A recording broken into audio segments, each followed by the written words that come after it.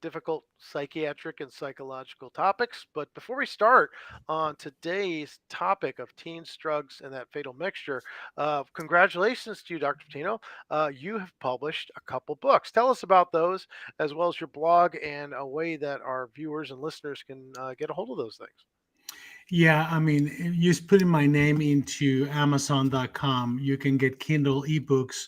And we have two that were recently published. One is uh, basically guiding to ketamine and psychedelics in terms of what they are, how we use them in psychiatry. I'm doing this together with Reverie Mind. And I think if you go to the reverymind.com site, you can also find the book there. It's kind of a guide of how we got into ketamine, what ketamine does, different disorders that we treat, the experience. We have a couple of comments from patients who have had ketamine before. So it is a kind of a good basic guide for people to look into ketamine for the treatment of psychiatric disturbances. And I mean, my specialty has always been on teenagers, but I treat adults too. So we can just get them in from ages 14, 15, and over. Oh, So wow. so to Reverie Mind, and we also exploring some psychedelic stuff. And there's another book coming on that area, exclusively on psychedelics and research. The other book is actually a guide for parents. Uh, it's a different series of books. This is more parent oriented, not patient oriented, but we're going to be publishing more in terms of how do parents go about getting mental health help for their adolescents. And that's always a problem because um, it's not only finding a place, but finding the right place and the right therapist and the right psychiatrist, the importance of empathy on communicating with a professional, what to expect, what to ask for, right? And the importance of diagnosis and the unimportance of diagnosis, the importance of the history on the child. I mean, there's so many things that parents are not prepared in terms of all of a sudden have a child with anxiety, a child with depression, ADHD, autism, and they find themselves totally unaided in terms of how to go about getting help for their kids. So that's kind of like a introduction for parents in terms of that. It's also an ebook and it can be easily obtained uh, on Amazon ebooks.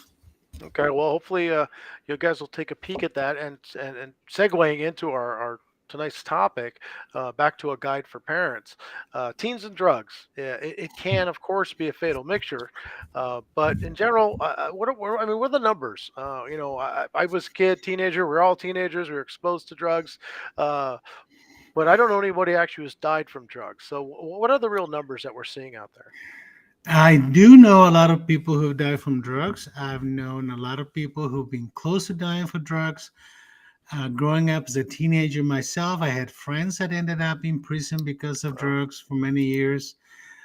So, teens and drugs have been by themselves outside of my medical and psychiatric education a life education for me, right? Um, when I finished junior college and different country, different experiences. I was 17 years old when I started medical school, so I Wow. finished junior college when I was 17 years old. But during that summer after I finished junior college in Mexico, one of my best friends died, and he died in a fatal car accident going to another city because he was intoxicated, and that one and the experience of two of my best friends getting arrested from trafficking with pot, right? They had a kilo of marijuana back in those days. It was a big crime. So one of them got 11 years in prison, the other one 10. One of them died shortly after they left prison. The other one is still around um, and continues to be a good friend. But those are experiences that put you in a position of having to make choices, right? I mean, I'm 17 years old. I'm ready to go into medical school. I did experiment with some marijuana as a teenager, nothing beyond that. Um, but you learn how unaided and incapable you are to handle something like that, you know, and how immortal you feel as a teenager. And that is one of the main issues, I think, that make teenagers experiment with anything, right? And that is because they don't really have fear. Now, it is really fascinating because teenagers have to be taken away from fear neurobiologically so they can experiment with life, right? So it's a bad combination when you are presented with a biological need toward independence and self determination when you're not emotionally capable of doing that. So even in the last 10, 15 years, we've seen a significant growth of impulsive behavior with little restraint and very little fear, in part because kids are not emotionally prepared as they're growing up to recognize the risks associated with their behavior, And is right? this associated with what we've discussed before, that development of the prefrontal cortex, where their neurology is, and that's the area where has impulse control and logic that's not developed yet. Is that a great part of this? Yes, and again, sometimes we get too much into neurobiology and forget psychology and sociology, but we also forget that in order for us to create healthy adolescents, they're still going to take certain risks, but they're going to recognize the consequences and they start developing their own self. We have to start when they're born. We tend to want to act when the kids are 13, 14, 15, 16, 17, and that's a little late to start trying to create change. The change is created by everything you do from the time the baby's born till the child is about 12 years old. Mm. That's the best time for investment if you want to invest in your teenager's life. And I'm not only talking about education and healthy food and healthy environment and recognition of assets and deficits, but also our ability to be assertively empathic with them, set boundaries, consequences, and so on. And first and foremost, never be afraid of them. Mm.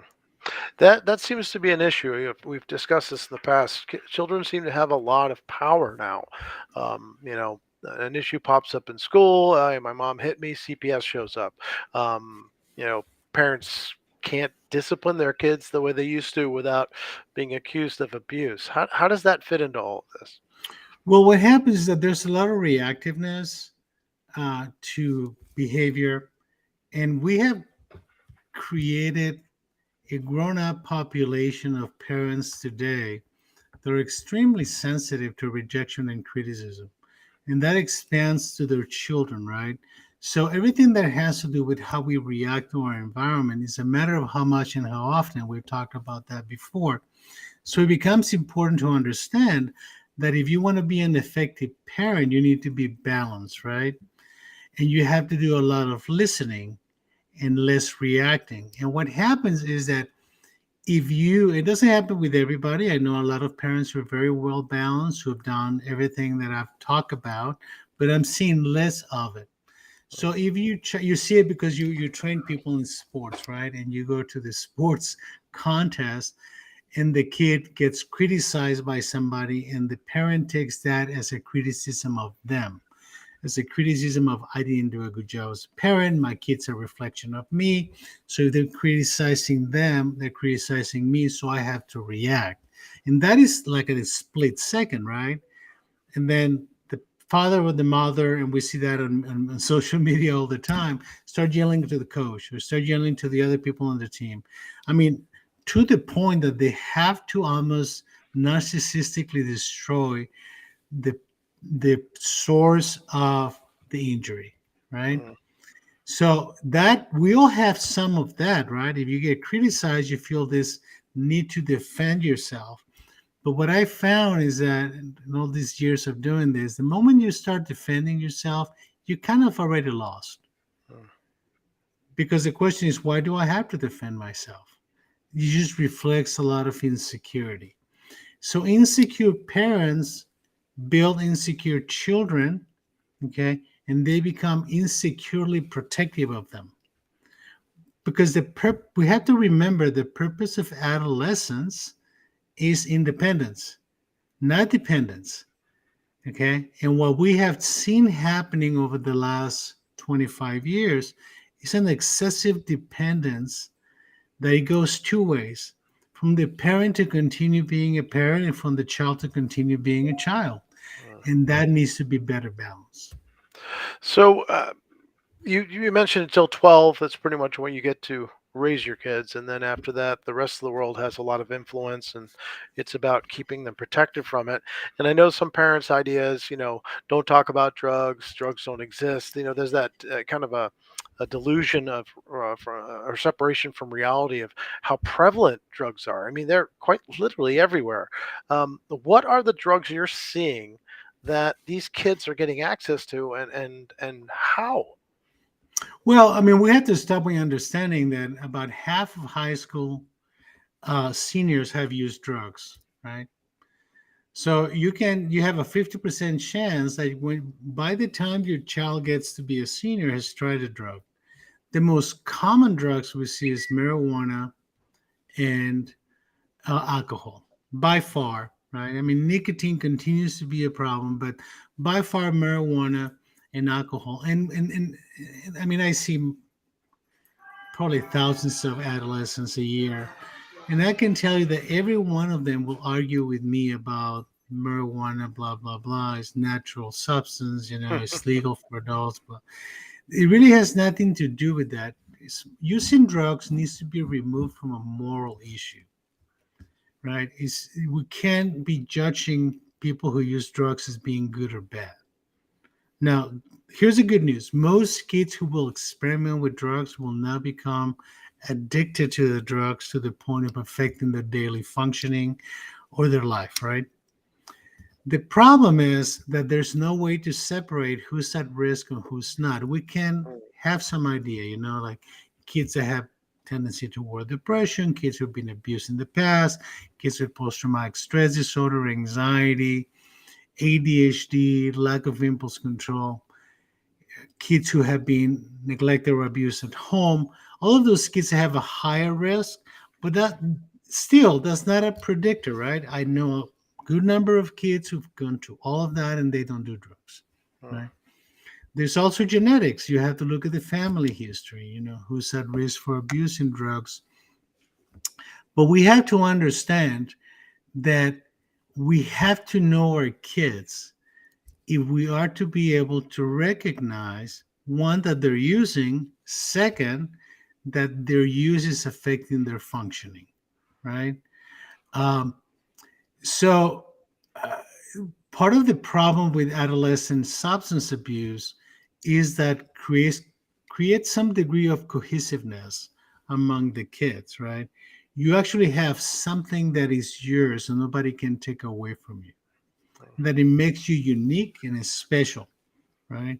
Now, not all the kids will fall into that, but not unusually if you have a tendency to be in gangs, for example, that becomes a cohesiveness factor, right? I mean, there are a lot of other antisocial issues attached to gang involvement, but that's also a risk. That's not just something that is there that your kids won't get into, okay?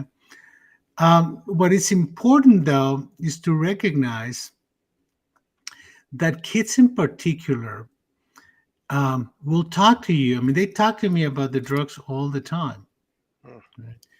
But there is some degree of um, pride that they have from using drugs. And we have to recognize that. Back in the old days, we used to call them junkie pride, Hmm. Because if they feel that they're doing drugs and you don't do drugs, they're one up from you, right? They know something you don't know, and you have to recognize that. So there's a You know? sociological aspect. Absolutely. Hmm. I mean, there's an identity issue in the sense of distorted narcissism that I'm special because I do drugs. And that can be easily distorted with some kids. I tend to see that a lot more with gang members, right? Now, nowadays, what has happened though is that um, both marijuana and alcohol are widely available, right? I mean, this whole idea of you're going to go to jail because you had a beer. No, you're not going to go to jail because you had a beer. It doesn't matter what the age of drinking is. Now, if you get into an accident and the accident is serious and you're intoxicated, you may get arrested, right? But now we have systems in place that makes it a lot easier for them to access drugs. These drugs, in particular marijuana and alcohol, used to be not easy to get, right? But now they are. And they see their parents using it as well. I mean, there's that aspect of it too. Almost every parent, has a drink at dinner or something like that. It's very common. They're popping pills for pain. I mean, there is definitely an example there to be followed. And if the parents don't take pot and alcohol very seriously, which I think most parents really don't, they're like, "Oh yeah, it's out there." Like you said, it's just out there. It's common. Then it's really less taboo. So then, is that what's pushing them to these more hardcore drugs?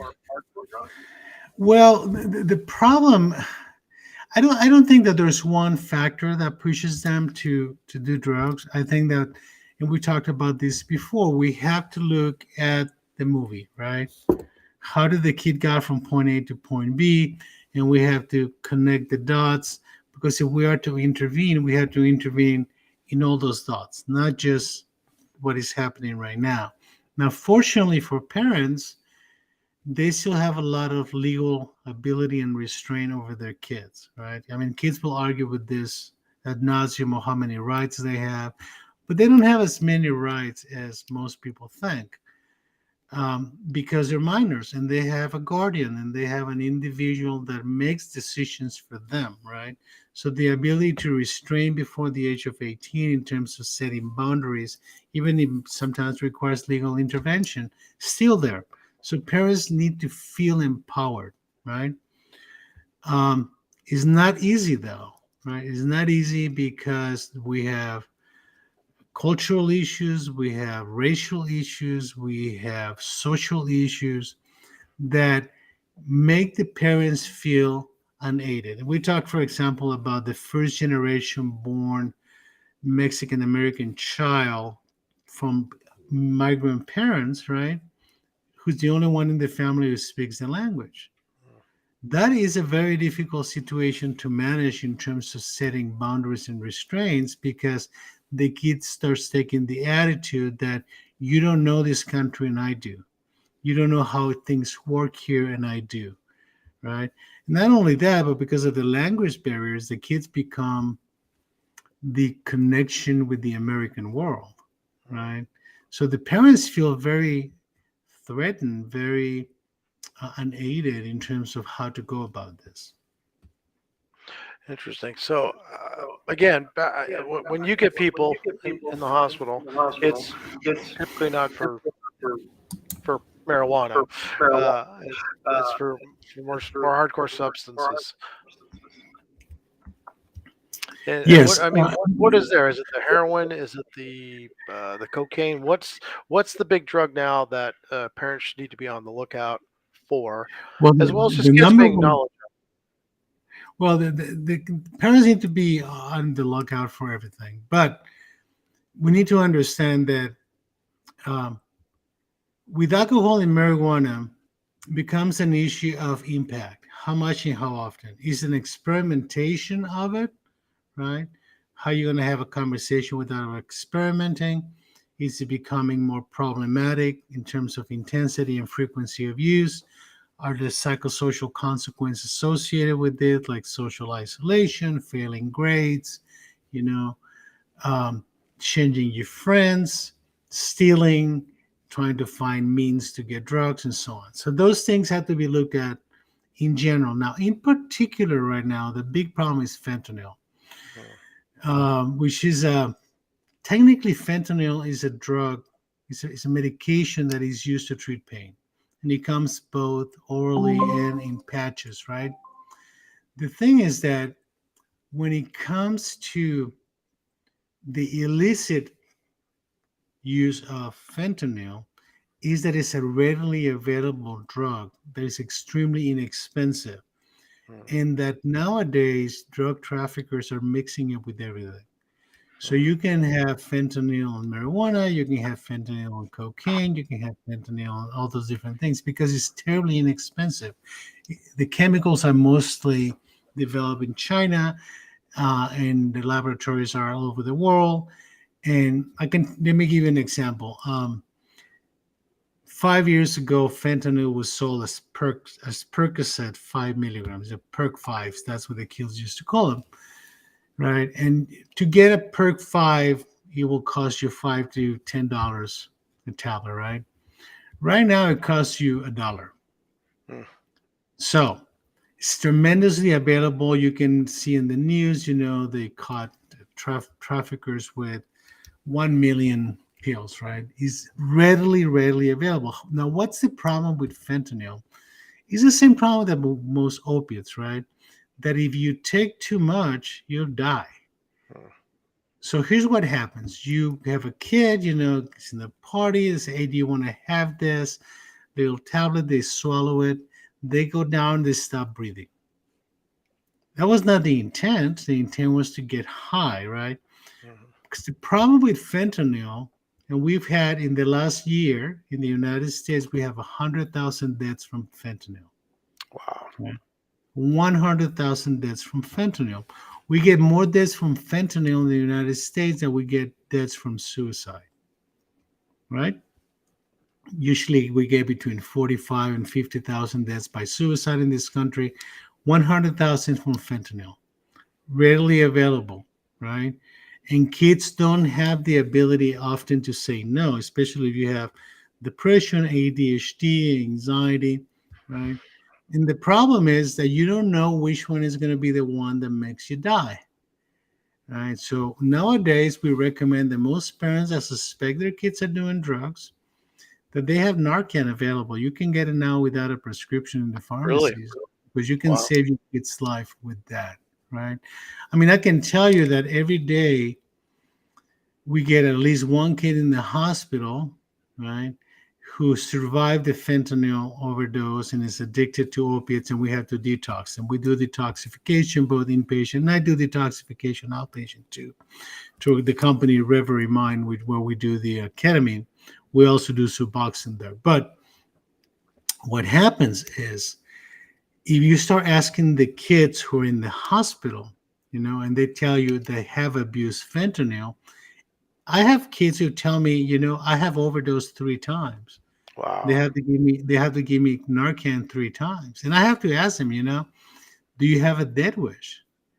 Because using fentanyl is a death wish. Hmm. Now kids don't understand that now. And it seems, from a description that in the past it was, a financial barrier. You had to have money to do cocaine. Now this stuff is so inexpensive. It's really not about that, and it seems so prevalent and accessible that the idea of to just say no or just avoid it, it's kind of unrealistic. So you're really moving to that point where you're just saying, folks, again, raise your kids. Hopefully they don't try it, but if they do, have a first aid kit of sort, Narcan, they're ready to go. So at least you can save their lives. Yeah, let Is me it let me before we go, let me show you the difference between the times that you and I grew up, right? Back in my day, 60s and 70s, somebody was using opiates, was shooting up heroin, was not looked very positively, right? It was looked at as bad. It was something that was happening in the back alley. And once in a while, somebody would overdose and die from shooting up too much heroin, or who had been gone clean and decided to go to the back the same dose, right? The sad part is that until AIDS came into the picture, people didn't care much about them, right? I mean, there wasn't a lot of programs going on. I mean, remember methadone was one of the potential programs, but some states had the clean needles after AIDS, HIV positive, all that stuff. But then now it's so prevalent, you know, that is not are not the ones who are using are not the bad people, hmm, are not the gangsters, are not the back alley people, Now is anybody. It's your friends, your neighbors, your pastor, your professor, everybody. Exactly. Everybody. So now it's become a crisis, right? That's where you see how our tendency changes when things become more prevalent, and the people who are dying are not just the poor people. So what's the answer? Oh my God. If I had an answer, the answer is um, well, we have talked many times. Raise your kids balance, okay? Know them, listen to them, be your friend, and be their friend, and also stop being afraid of them. Now, will we have less people using drugs? I'm not very optimistic about that. I just want to make sure that those who are using drugs stop using the drugs, and those who become addicted go into rehabilitation, and we provide them some better opportunities. But the drugs have been with us since probably the beginning of humanity, right? I mean, I would like to say, legalization is the answer. No, it's probably not, right? Uh, Putting people in prison is the answer. We've gone that route, didn't work, right? So maybe we need to try parental education. We need to try better values for kids, return to some of the balanced values, right? Um, some of the concerns that I have is that the current environment of hate makes it easier for kids to use drugs. Hmm. Well, as usual, we are both the problem and potential solution here. Hopefully, as we move forward, as you parents will take your advice and do their best, but also, as you mentioned, as you write some more books and we do some more shows, just to be more cognizant of the risk factors that an individual can have, and just to be aware of that and to support those kids, hopefully, so they don't try, but if they do, to make sure that they're going to be safe. I know years ago, my parents were a little bit, I wouldn't call it hippie-ish, but a little bit more quote unquote liberal when it comes to that. And the whole thing was, hey, we know you can get drugs, we know you can use them, just do it safely, preferably at home instead of out there on the streets. Some of my friends were very shocked about that mentality. I said, but you know what? I never personally felt that I needed to go try them in a weird way because of that, versus the hey, I'm going to go sneak around my folks. Um, so we'll see. Maybe it is as always a holistic approach to these things, and we need to accept certain realities, including the prevalence of these drugs. Once again, Doctor, thank you very much for your time and your wisdom. Everybody out there, go on Amazon and Kindle and check out the books, and we'll see you all again next week. Thank you, Vince. We'll see you next week.